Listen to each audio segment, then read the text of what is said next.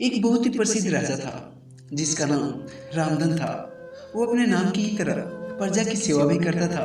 उसे लगता था कि प्रजा सेवा ही उसके लिए सब कुछ है, प्रजा सेवा ही उसका धर्म था।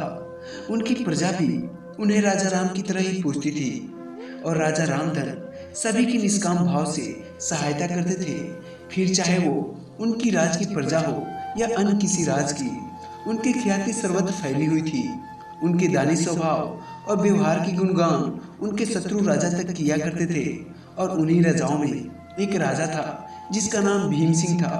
और भीम सिंह को राजा रामधन की इस ख्याति से बहुत ईर्ष्या होती थी, जिसके कारण भीम सिंह ने कई बार राजा रामधन के राज्य पर आक्रमण किया, लेकिन हर बार वह मुंह की खाता था और राजा रामधन उसे क्षमा कर देते थे। और उसी ईर्ष्या के कारण उसने राजा रामधन को हराने के लिए एक रणनीति बनाई और कुछ समय बाद रामधन के राज पर हमला कर दिया। और इस बार भीम सिंह ने छल से युद्ध जीत लिया और राजा रामधन को जंगल में जाना पड़ा। इतना होने पर भी रामधन की लोकप्रियता में कोई कमी नहीं थी।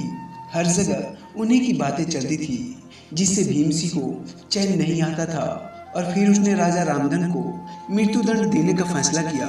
और फिर उसने ऐलान किया कि जो राजा रामधन को पकड़कर उसके सामने लाएगा वो उसे 100 सोने की दिनार देगा। और दूसरी तरफ राजा रामधन जंगलों में भटक रहे थे और तभी उन्हें रास्ते में एक राहगीर साधु मिला। और फिर साधु ने कहा, भाई तुम इसी जगह के लगते हो, क्या मुझे राजा रामधन के राज की तरफ का रास्ता बता सकते हो? फिर राजा रामधन ने पूछा, तुम्हें क्या काम है राजा से?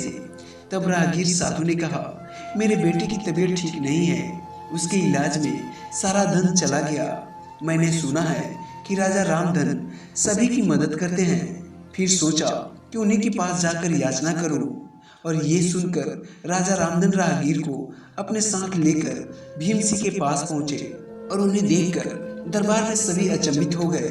और फिर राजा रामधन ने भीम सिंह से कहा कि हे राजन, आपने मुझे खोजने वाले को 100 दिनार देने का वादा किया था। मेरे इस मित्र ने मुझे आपके सामने पेश किया है, अतः इसे वो 100 दिनार दे दे।